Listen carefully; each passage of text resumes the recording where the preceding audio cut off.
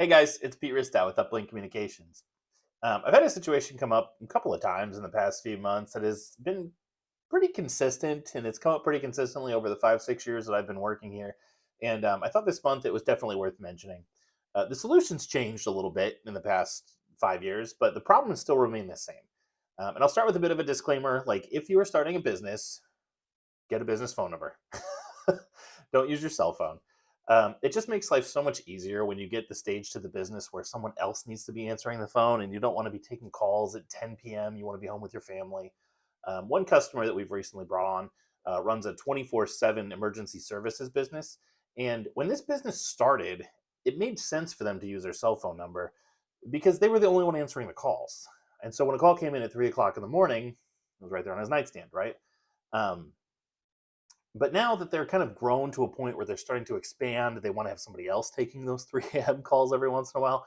It's getting to be a little bit more difficult because that cell phone number is just everywhere now. It's proliferated everywhere through their marketing and all their other things that they're doing, and it's tied to their Google Business profile. There's a lot going on there, and so in order to make this all work, he has to port that phone number away from his cell phone, get a new personal cell phone number, and that stinks because a lot of us have had the same cell phone number since like high school. Um, but the other challenge with using your personal cell phone number is that you don't have any of the features and functionality of a business phone system. And like things like setting a business open and closed hours or a voicemail to email, things like that. And when I say a business phone system, I want to clarify too that that doesn't necessarily mean big, wide, hundreds of phones kind of thing. This could be literally one phone set up on a hosted platform, and you could use a soft phone app for that too. It doesn't even necessarily have to have a phone on the desk. Um, and it doesn't have to be a large scale thing. It can be, and absolutely, if you have a large scale business, I'd love to help you.